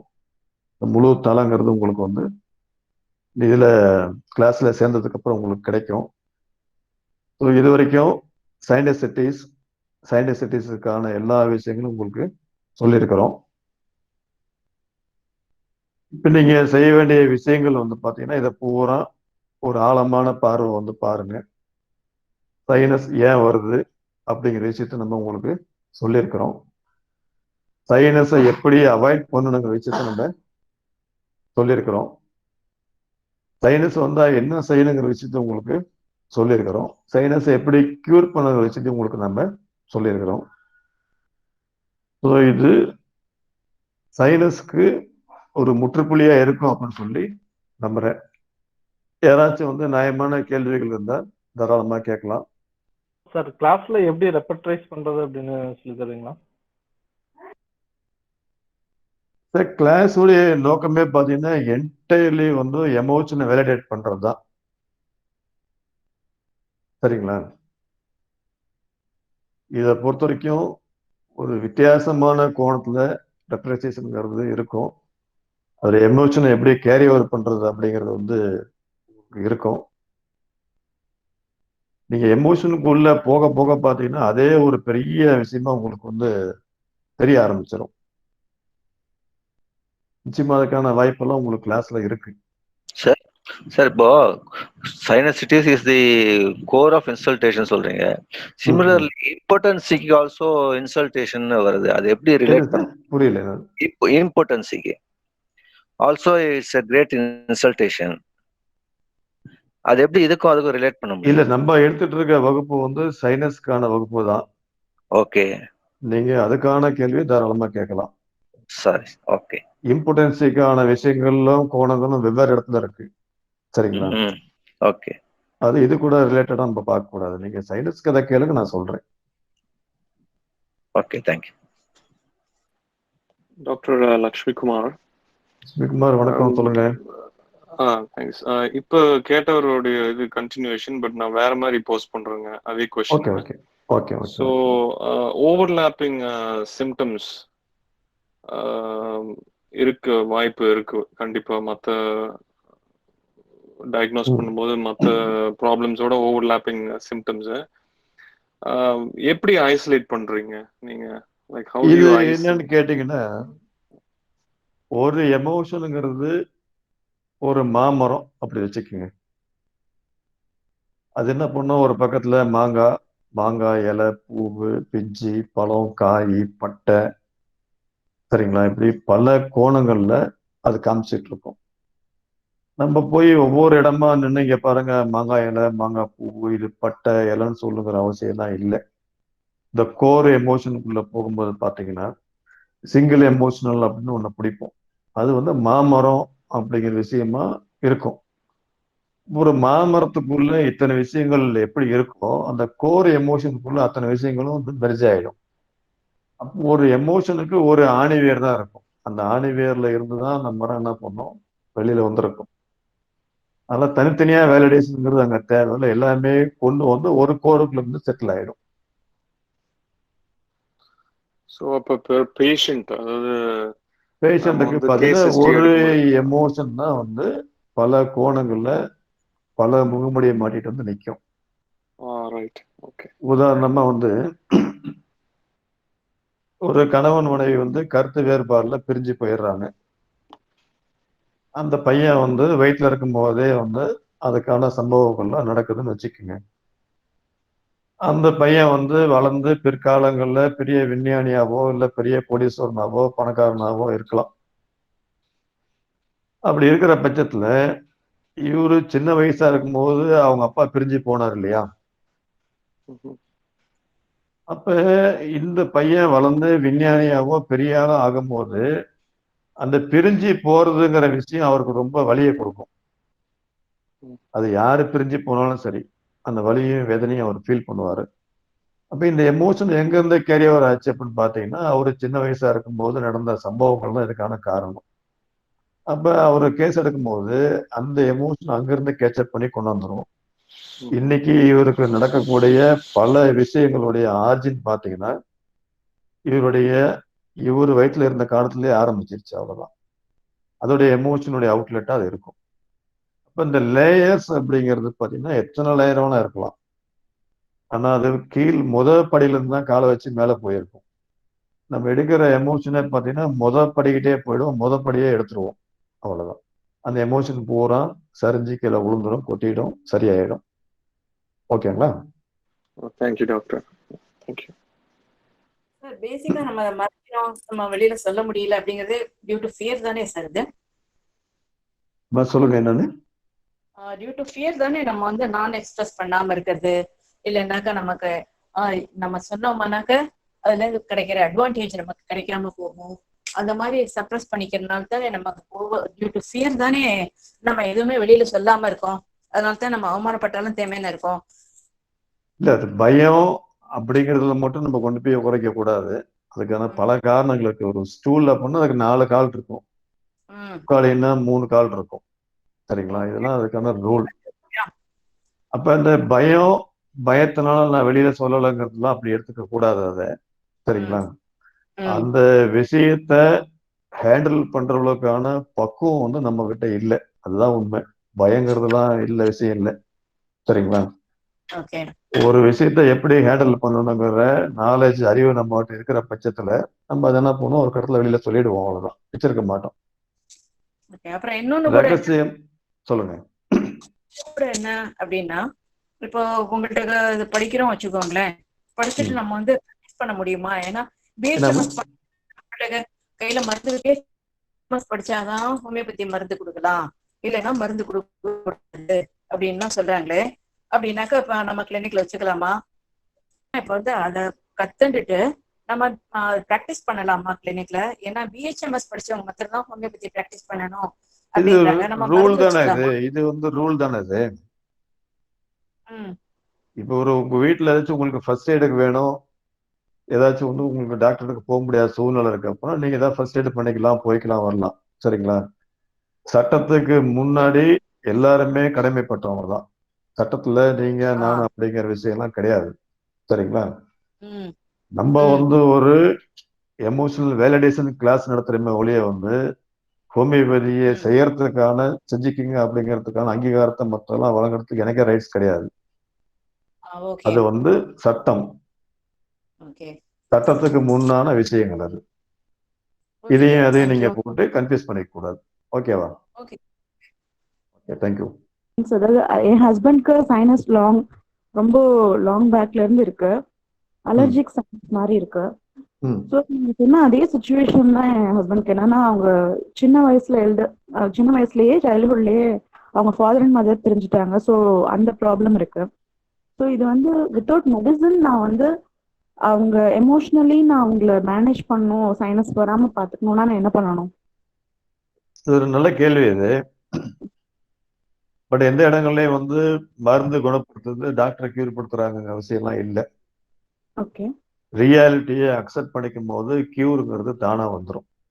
ஓகே, அதுக்கு டாக்டர் வேணும், மருந்து வேணும், அதுக்கு ஹாஸ்பிட்டல் போகணுங்கிறதுலாம் இல்லை. ஓகே, உண்மையை என்னைக்கு உணர்றாங்களோ, உண்மையை என்னைக்கு புரிஞ்சுக்கிறாங்களோ, ஓகே, உண்மையை ஃபேஸ் பண்ற அளவுக்கு என்னைக்கு அவங்களுக்கு தைரியம் வருதோ, நிதர்சனத்தை என்னைக்கு புரிஞ்சுக்கிறாங்களோ அன்னைக்கு இயற்கை என்ன பண்ணும், அவங்களுக்கான வழியை வந்து அமைச்சு கொடுத்துரும். ஓகே. என்னன்னா அவங்க அதை பத்தி பேசும்போது அவங்க ஃபாதர் மேல ரொம்ப ஆங்கிரி இன்னுமே அவங்களுக்கு இருக்கு. ஸோ அதை பத்தி பேசும்போது அவங்க எமோஷனல், மற்றபடி மற்ற எல்லா விஷயமுமே ரொம்ப ப்ராக்டிக்கலா டீல் பண்ணுவாங்க. பட் இந்த விஷயம் வரும்போது ரொம்ப எமோஷனல் ஆயிடுவாங்க, ரொம்ப ஹைப்பர் டென்ஷன் ஆயிடுவாங்க. அதாவது அது அப்படி நீங்க போய் டீல் பண்ணக்கூடாது. அதை ஓகே, ஒவ்வொரு விஷயங்களுக்கு பின்னாடியும் பாத்தீங்கன்னா 2 பக்கம் இருக்கு. ஓகே, என் பக்கத்து நாயின்னு ஒரு நாயம் இருக்கு, உங்க பக்கத்து நாயின்னு ஒரு நாயம் இருக்கு, ஓகே, உண்மையான நாயின்னு ஒரு நாயம் இருக்கு. 3 நாயம் இருக்கா? ஓகே, கரெக்ட்டுங்க. ஆமா. அப்ப ஒரு பைக் மெக்கானிக் கிட்ட போய் உட்காந்துட்டு நியூட்டன் லா பிரகாரம் இந்த பைக் ஓடுதுப்பான்னு சொன்னீங்கன்னா அவ உங்களை பத்தி என்னை பத்தி தான் நினைப்பான். நீங்க சொல்றது உண்மைதான், இல்லைன்னு சொல்லல. சொல்லப்படக்கூடிய இடம் எந்த இடம்? தப்பான தவறான ஒரு மெக்கானிக் போய் சொல்றீங்க இந்த vehicle is running by Newton லான்னு சொன்னீங்கன்னா அவன் காலையில என் பொழப்ப கிடக்காதப்பா கிளம்புவான்னு சொல்லிடுவான் நம்மள. புரியுதுங்களா? அதனால அவங்களுக்கு என்ன அக்கார்டட் லாங்குவேஜோ, அவங்களுக்கு என்ன புரியுமோ, அவங்களுக்கு புரியக்கூடிய கோணம், புரியக்கூடிய தன்மை, அந்த விஷயங்கள்ல அதை டீல் பண்ணணும். அவர் பக்கத்து நியாயம் மட்டும் பார்த்துட்டு இருப்பாரு, இன்னொரு பக்கத்து நியாயம் இருக்குங்கிறத சொல்லணும். இது ரெண்டையும் தாண்டி உண்மையான உண்மை ஒன்று இருக்குங்கிறதையும் புரிய வைக்கணும். அந்த கோணத்துல அணுகுங்க. அதனால எடுத்தோன்னே பிளண்டா போய் அடிக்க கூடாது. சரியா? தடவை பல மாதிரி சாஃப்டாவோ இல்ல மத்த விஷயம் பேசும்போது எப்படி சொன்னீங்கன்னாலும் நீங்க சொன்ன விஷயமும் சொல்லப்பட இடமும் தப்பு, அவ்வளவுதான். ஓகே வேற கோணத்துல முயற்சி பண்ணுங்க. சரியாக சொல்லப்படலைங்கிறது தான் உண்மை. ஓகே சரியா சார். சொல்றதுக்கு அடுத்த முயற்சி பண்ணுங்க. Thank you sir. தேங்க்யூ. ஓகேம்மா. சார் சொல்லுங்க. நான் வெங்கட் பேசுறேன் சார். ஹலோ சொல்லுங்க சார். ஒரு சின்ன கொஸ்டின். இப்போ நீங்க சொன்னீங்க எல்லா விதமான எமோஷன்ஸ், அதாவது இன்சல்ட்டு, எனக்கு மரியாதை இல்லை, என் வார்த்தைக்கு மரியாதை இல்லை, தவறான வழியில நடத்தப்பட்டேன், இதெல்லாம் வந்து இந்த சைனஸுக்கு உண்டான காரணங்கள் அப்படின்றீங்க. ஆனா ஒரு இடத்துல வந்து வைரஸ் பார்ன் டிசீஸ், அதாவது சைனஸ் அப்படின்றீங்க. அந்த அதாவது ஏன் என்னுடைய இந்த நிலைக்கு இவர்தான் காரணம், அந்த எண்ணம் வந்து பாதிச்சு சைனஸ் வரும் அப்படின்றீங்க. இல்ல, சைனஸ்ங்கிறது காமனான விஷயம். Okay, sinus common. சைனசிட்டிஸா கன்வெர்ட் ஆகும் பொழுது அந்த இடத்துல யாரு போய் உட்காராங்கிறது தான் கேள்வி. ஓகே, அப்போ இங்க இடத்துல வைரஸ் வந்து உட்காரலாம். ஓகே, எனக்கு வந்த பிரச்சனைக்கு இவங்க தான் காரணம்னு சொல்லி ஒருத்தரை நோக்கி கை நீட்டும் போது வைரஸா கன்வெர்ட் ஆகுது. ஓகே, அப்போ இந்த இடத்துல நம்ம வந்து எல்லாமே வந்து அவமானம், அசிங்கம், துக்கம், எல்லாமே ஒரு கஷ்டமான ஒரு சூழ்நிலையை தான் காட்டி அந்த மனுஷனுக்கு வேதனையை கொடுக்குது. இந்த இடத்துல வந்து என்ன, நான் இவரால தான் உயர்ந்தேன், நான் இவரால தான் நீங்க நல்ல நிலைமையில இருக்குன்னு ஒருத்தரை காட்டும் போது அது சந்தோஷமான ஒரு உணர்வை கொடுக்குது. அப்போ அவங்களுக்கு அந்த மாதிரி சைனசிட்டிஸ் வரத்துக்கான, வைரஸ் வரத்துக்கு உண்டான வாய்ப்புகள் இருக்கா? அதாவது இப்ப நம்ம குணம் அப்படிங்கிற விஷயத்தையே பாத்தீங்கன்னா மருந்து தான் குணப்படுத்துறதுலாம் கொண்டு வரல நம்ம. சரிங்களா? ஒரு சூழ்நிலைய ஆத்மாத்மா புரிஞ்சிக்கும் போது கியூருங்கிறது உடம்பு பார்த்துக்கும். ஓகே, இயற்கை அதுக்கு வழி கொடுக்கும். ஓகே, அப்ப நான் வாழ்க்கையில இன்னைக்கு இந்த நிலைமைக்கு உயர்ந்ததுக்கு இவங்க தான் காரணம், இவங்கள நான் வந்து வாழ்க்கை பூரா மறக்க மாட்டேன்னு சொல்லி நீங்க நன்றி பாராட்டும் போது அந்த நோய்க்கு இடமே இல்லையே. Okay, okay, okay, right sir. நிறைய என் நிலைக்கு இதுதான் காரணம்னு ஒரு அந்த வார்த்தை வரும்போது அது நெகட்டிவாவும் இருக்கலாம், பாசிட்டிவா இருக்கலாம். அதனால தான் ஒரு ரோட்ல 3 பக்கம் போகலாம், நடுவுல போகலாம். ஓகே, எக்ஸ்ட்ரீம் லெஃப்டும் போகலாம், ரைட்டும் போகலாம். ஓகே, ஆனா ரூல்ஸ்னு ஒண்ணு வரும்போது நடு ரோட்ல போறதும் தப்பு, ரைட் ஹேண்ட் சைட்ல போறதும் தப்பு. ஓகே, ஓகே, லெஃப்ட் ஹேண்ட் சைட்ல போறது மட்டும்தான் சட்டப்படி ரூல்ஸ் படி வந்து சரி. Okay, okay, okay. இப்ப மனசுக்குள்ள உங்களுக்கு 3 விதமான ஆப்ஷன்ஸ் இருந்தாலும் சரிங்களா, ஒரு பொதுவான விஷயங்கிறது லெஃப்ட் ஹேண்ட் சைடுக்கு வந்துடுங்கிறது ரூல். ஓகே. அப்ப இந்தியால ஒரு டிராபிக் ரூல் இருக்கு, யுஎஸ்ல இன்னொரு டிராபிக் ரூல் இருக்குது. ஆமா. அப்ப தர்மம் அப்படிங்கிறது இடத்துக்கு இடம், ஆளுக்கு ஆள், பொருளுக்கு பொருள் மாறும். கண்டிப்பா. கறிக்கடைக்காரனுக்கு இருக்கிற தர்மம் சாமியாருக்கு ஒத்து வராது, சாமியாருக்கு இருக்கிற தர்மம் கறிக்கடைக்காரர்கிட்ட வேலைக்கு ஆகாது. ஓகே. அப்ப இந்த மாதிரி இடத்துக்கு இடம், பொருளுக்கு பொருள் மாறுபடும் போது ரொம்ப நன்றி தெரிவிக்கும் போது நல்ல விஷயங்கள் தானா நடக்கும், அது நோயா மாறாது. ஓகே, அதான் குறப்பட்டுக்கும் போது, நம்ம குறைய சுட்டி காமிக்கும் போது, இவங்களால நம்ம குறி வச்சு தாக்கப்பட்டோம்னு சொல்லி சொல்லும் போது நோய் வந்து நோயா மாறும். ஓகே, அந்த வருத்தம் வந்து நோயா மாறும். ஆமா. Okay, okay. கொண்டு போற விதங்கள் தான் அதுல முக்கியம். ஓகே, இன்னொரு விஷயம் சார். இப்போ வந்து இன்சல்ட் பண்றாங்க, அவமானப்பட்டுட்டு யாரால இன்சல்ட் பண்ணிட்டாங்களோ அவங்களே வந்து அந்த தப்பை உணர்ந்து அவங்க கிட்ட வந்து மன்னிப்பு கேட்டாங்கன்னா அவங்க அந்த நோய் பாதிச்சதுதானா, இல்ல அந்த நோயில இருந்து சீக்கிரமா வெளியில வந்துருவாங்க? இல்ல, அக்செப்ட் த ரியாலிட்டிங்கிறது தான் கியூர். ரியாலிட்டியை எப்ப வேணா புரிஞ்சுக்கலாம். ஓகே. மனுஷங்கிறவன் உணர்வுகளால வந்து பின்னப்பட்டவன். ஓகே. மன்னிக்கிறதுக்கும் தெரியும், மறக்கிறதுக்கும் முடியும். ஓகே. இது ரெண்டுமே மனுஷனால செய்யப்படக்கூடிய விஷயங்கள் தான். அதனால அந்த வகையில மன்னிக்கிறதுக்கும் மறக்கிறதுக்கும் மனசு வந்துச்சுன்னா நிறைய விஷயங்கள் மாறி போயிடும். கண்டிப்பா, கண்டிப்பா. Okay sir, thank you sir. Okay, thank you. இன்னொரு சந்தேகம் சார், சின்ன குழந்தைகளுக்கெல்லாம் வருது, அது என்னதுனால? யாருங்க? ஜெயந்தி பேசுறேன் சார். சின்ன குழந்தைகளுக்கெல்லாம் வருது, என்னதுனால? அதாவது சின்ன குழந்தைகளுக்கு சைனஸ் வர்றது அப்படின்னு ஒரு கேள்வியை கேட்டிருக்கீங்க. சரிங்களா? இப்ப உங்க பையன் இருக்கிறான்னு வச்சுக்கலாம் உதாரணத்துக்கு. அவனை நீங்க என்ன பண்றீங்க, ஃபோர்ஸ் பண்ணி இந்த செயல் இன்னைக்கு ஒப்பிச்சுட்டு படு, இந்த வாய்ப்பாடை இன்னைக்கு வந்து சொல்லிட்டு தான் படுக்கணும், சரிங்களா, இந்த ஹோம்ஒர்க்கை இன்னைக்கு பண்ணு, இந்த இடத்துல உட்காந்து இவ்வளவு நேரம் படி அப்படின்னு சொல்லி நீங்க ஒரு டாஸ்க் அவனுக்கு கொடுக்குறீங்க, சரிங்களா. இப்ப இந்த இடத்துல அவனுக்கு நீங்க படிக்க சொல்ல நேரத்துல அவனுக்கு டிவி பார்க்கலான்னு ஆசை இருக்கலாம், இல்ல வெளியில ஓடி போய் விளையாடலான்னு ஆசை இருக்கலாம், இல்ல ஏதாவது அவனுக்கு வேற ஒரு ஆசை இருக்கும். நீங்க படிக்கணுங்கிற கம்பல்ஷன்ல அவனை பிடிச்சி உட்கார வச்சு இதை படுறான்னு சொல்லி கொண்டு வர்றீங்க. அப்ப அவனை வற்புறுத்துறீங்க. வற்புறுத்தப்படக்கூடிய எல்லா விஷயங்களும் அஜீரணம் தான். அது உணவா இருந்தாலும் சரி, அன்பா இருந்தாலும் சரி, படிப்பா இருந்தாலும் சரி. அவனுக்கான ஒரு செயல் அங்க நடக்காம நோய்ங்கிறது வந்து வராது. அதாவது நோய்க்கான காரணங்களுங்கிறது அவன் கூட இருக்கும், சரிங்களா. அந்த நோய்க்கான காரணங்கள் வந்து யாராவனா இருக்கலாம். காரணங்கள் இல்லாம விளைவுகள் வந்து எப்பயுமே வராது. காரணத்தை யோசனை பண்ணி பாருங்க, விளைவுக்கான விஷயம் தெரியும் உங்களுக்கு, சரிங்களா. ஓகேங்க.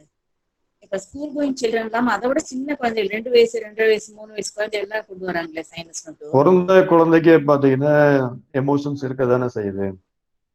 அது அவங்க அம்மாட்ட கேஸ் எடுக்கணும் நம்ம. இது வந்து அங்க இருந்தே வந்து ப்ரீபெய்ட்னு சொல்லுவோம் நம்ம அதை, சரிங்களா. இந்த குழந்தை வளர்ந்ததுக்கு அப்புறம் நோயாளி இல்லை, குழந்தை பிறந்ததுக்கு அப்புறம் நோயாளி இல்லை, குழந்தை வந்து வயிற்றுல இருக்கும் போதே நோயாளி. அந்த இடத்துக்கு போய் அங்க கேஸ் டேக்கிங் எடுத்துக்கணும். இப்ப உதாரணமா ஒரு அம்மா வந்து தாய்ப்பால் கொடுத்துட்டு இருக்காங்க, அந்த அம்மா வந்து கோவப்படுறாங்க, வருத்தப்படுறாங்க அப்படின்னா அந்த குழந்தைக்கு அந்த மில்க் டைஜஸ்ட் ஆகாது. அப்ப குழந்தைக்கு வைத்தியம் பண்ணக்கூடாது. நீங்க அந்த தப்பான பாலை ஃபார்ம் பண்றாங்க இல்லையா அந்த அம்மா, அவங்களுக்கு தான் நீங்க வைத்தியம் பார்க்கணும். Okay sir, thank you. அதனால நோய் நாடி நோய் முதல் நாடிங்கிறது தான் முக்கியம், சரிங்களா. Okay sir, thank you. Okay okay madam.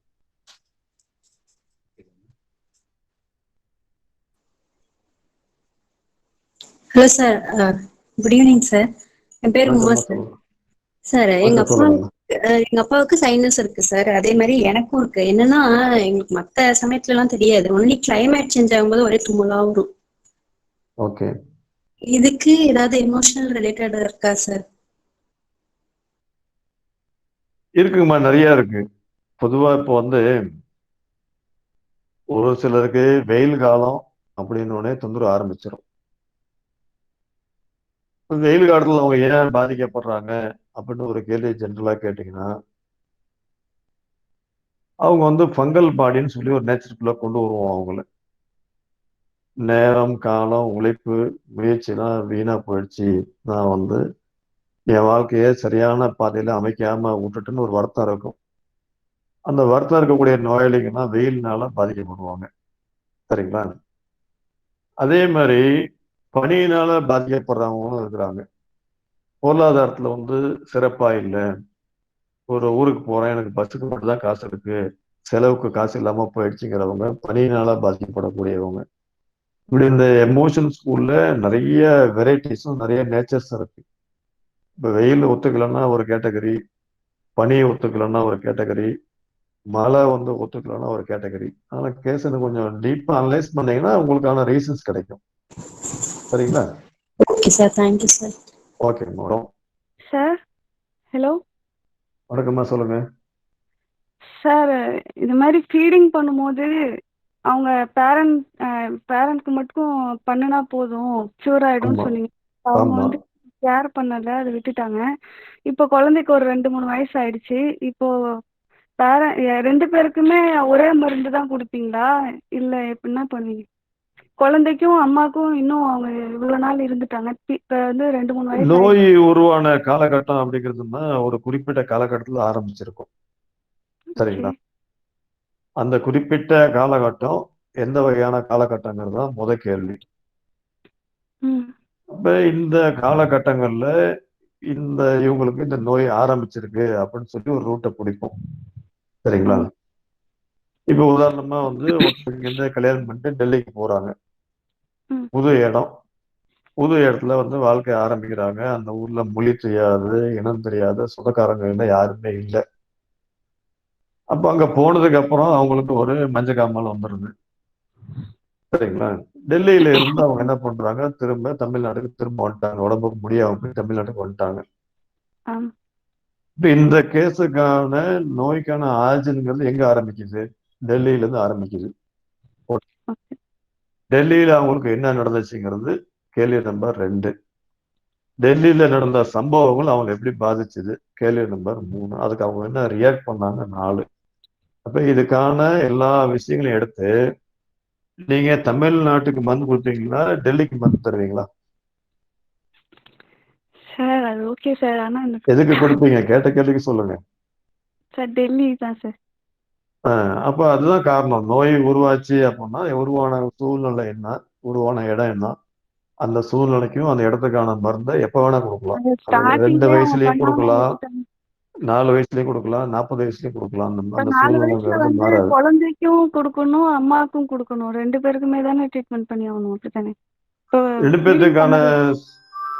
2 பேத்துக்கான சூழ்நிலைங்கிறது வந்து பார்க்கணுமா? எல்லா சூழ்நிலையும் 2 பேத்துக்கு ஒரே மருந்து வராது.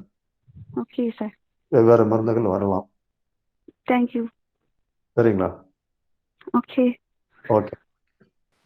சார் வணக்கம் சார். இன்னும் ஒரு கொஸ்டின் சார். இப்போ நீங்க பேசுனதெல்லாம் சார், இப்போ வந்துட்டு இந்த சைனஸ் ப்ராப்ளம் வரன்றது அது எல்லாருக்கும் வந்துட்டு ஃபியூச்சர்ல ஏற்படும், இந்த மாதிரி இது பாதிப்பு இருந்தாக்கா இது எல்லாருமே இதோட அஃபெக்ட் ஆகும் அப்படின்றத சொல்ல வரீங்களா? இல்ல வந்துட்டு இது ஆகணும் சைனஸ் சிம்டம் இருக்கிறவங்களுக்கு இப்போ இந்த மாதிரி எமோஷனல் இதுக்காக தடுத்துங்க இல்ல ட்ரீட்மெண்ட் எடுத்துங்கன்னு சொல்றீங்க. இப்போ எல்லாருக்கும் இந்த லைஃப்ல வந்து ஸோ எல்லாருக்கும் இந்த ப்ராப்ளம் வந்து அஃபெக்ட் ஆக நேச்சரா வந்துட்டு பாதிப்படுறதோ, ஏதோ லாஸ் ஆகிருக்கிறதோ, அவமானப்படுத்தி இருக்கிறதோ ஒரு கம்பெனில இல்ல ஏதோ ஒரு இந்த மாதிரி ஒரு ப்ராப்ளம் வந்து நேச்சராவே அஃபெக்ட் ஆயிருக்கும்.